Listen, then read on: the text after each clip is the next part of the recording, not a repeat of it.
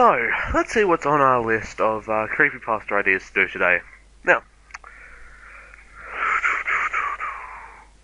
Mr. Mike, Mr. Wister, Mr. Widemouth, Abandoned by Disney, Ronald McDonald House, username 666, 1999. Oh, Robert the Doll, that seems... Oh, right, that's... Let's get on to it. Alright, hi guys, and welcome to another episode of Creepypasta Stories and Info. Today, we are going to be learning about, well, something extremely creepy because it is all too real. I haven't seen it personally. I have friends who have legitimately seen it, and that's only because it's in some kind of glass container in America. I don't live in America, if you hadn't noticed. I'm dinky-die Australian with a bit of Scottish blood, but that's not the point. Alright, so the creepypasta is Robert the Doll, and Robert the Doll is... it's interesting, I have to admit. It's what sort of interesting is it? It's sort of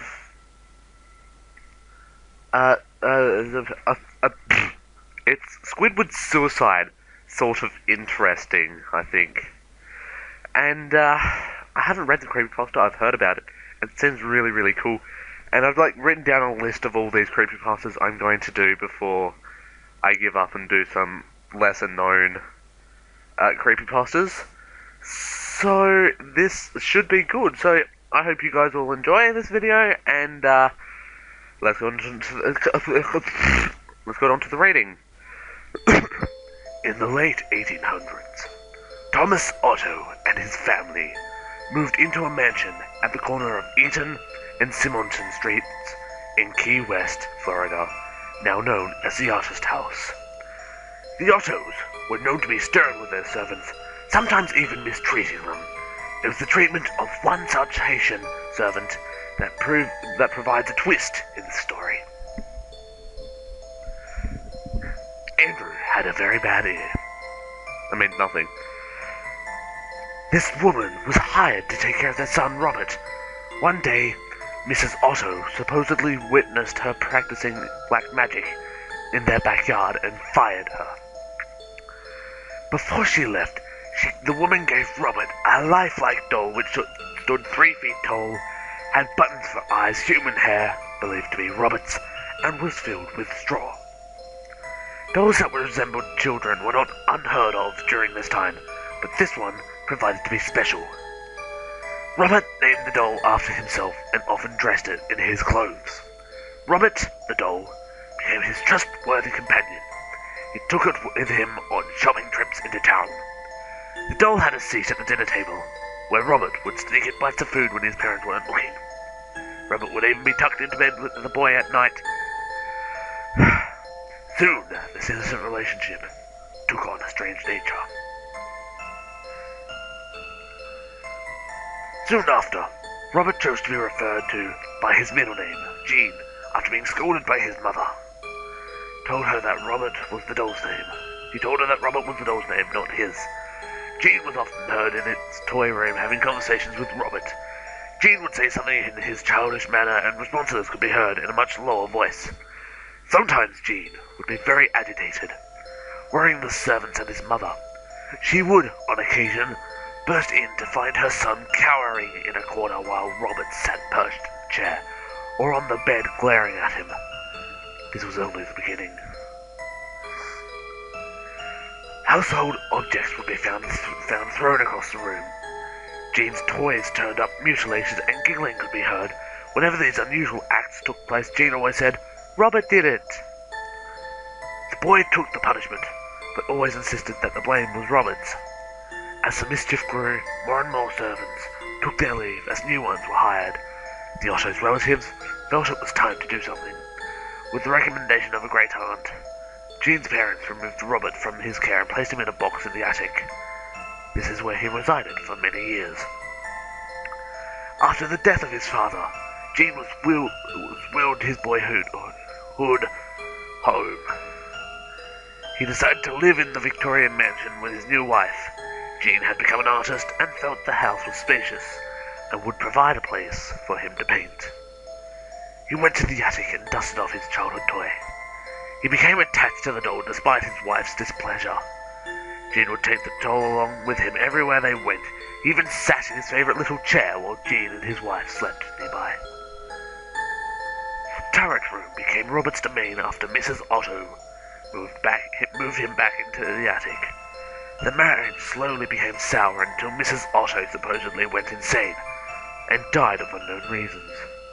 Gene followed in behind. Robert supposedly attacked people, sometimes locking them in the attic. People who passed by claimed to hear evil laughter coming from the turret room. For some time, Robert remained in the empty house by himself until a new family purchased the mansion and restored it. The doll was once again moved to the attic. This pleased it as much as the first time. The doll was often found throughout the house. On one certain night, Robert was found at the foot of the owner's bed, giggling with a kitchen knife in hand. This was enough to send them fleeing from the home. Robert was later moved to East Martello Museum in Key West, where he sits perched in a glass box. Despite his new living quarters, the doll is believed to not have given up his menacing ways. Visitors and employees claim they have seen the doll move. His smile has been known to turn into a scowl. One employee cleaned Robert, turned off all the lights, and left for the night. The next day, he returned to find the lights on. Robert sitting in a different position than the night before, and a fresh layer of dust on his shoes. Some say he'll even curse you. If you want to take a picture of him, you must ask politely. He'll tilt his head in permission. However, if he doesn't, and you take the picture anyway, a curse will be following you and anyone who accompanied you to the museum. The same will happen if you make fun of him. To this day, Robert remains at the East Martello Museum in his sailor suit, clutching his stuffed lion, continuing his menacing ways.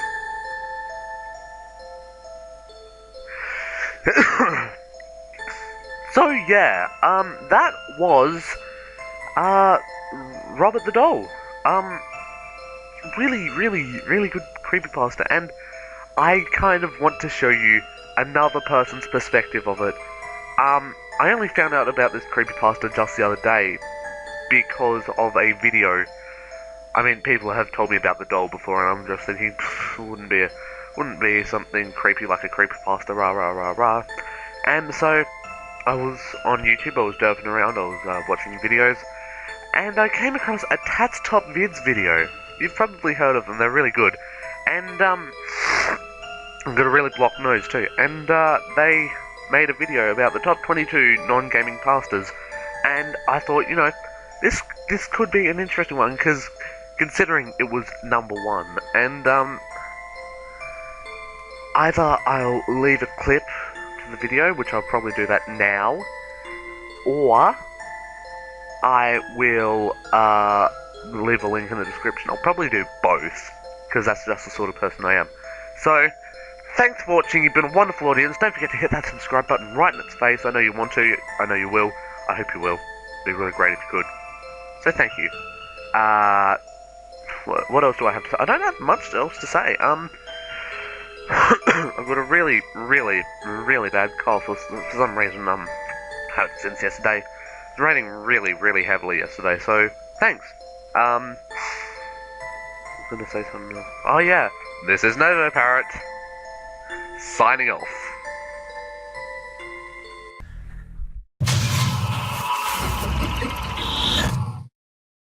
Robert the Doll. Robert the Doll actually exists. The myths surrounding him vary, especially since it became so popular on the internet. The doll was given to an artist in the late 1800s by a servant working in his family home. The doll, which he named after himself, took on a life of its own and began to terrorize the family. It is said the owner kept his doll into adulthood, and it subsequently tormented his now late wife to insanity. When the doll was found by another family, the girl to whom it was given to was terrified of it and refused to have it in her room. The doll is currently residing in Fort East Martello Museum in Key West, Florida, still in his sailor suit, holding a little stuffed lion that he appears to be attached to. Some visitors laugh at the stupidity of being afraid of a ridiculous doll, but many change their mind when they see Robert's angry look staring right back at them. Others try to take pictures of Robert, in this case, and their cameras won't turn on. They replace the batteries, thinking that is the solution.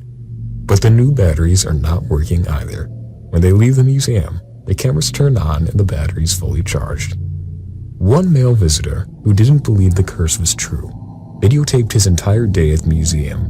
When they got to the area where Robert was, the sound of the camera turned off and couldn't be turned back on. Other employees say that when they lock up for the night, they leave peppermint candy in his case as if to bribe him to be good and not disturb anything during the night. When they return in the morning, the wrappers are left behind at Robert's feet.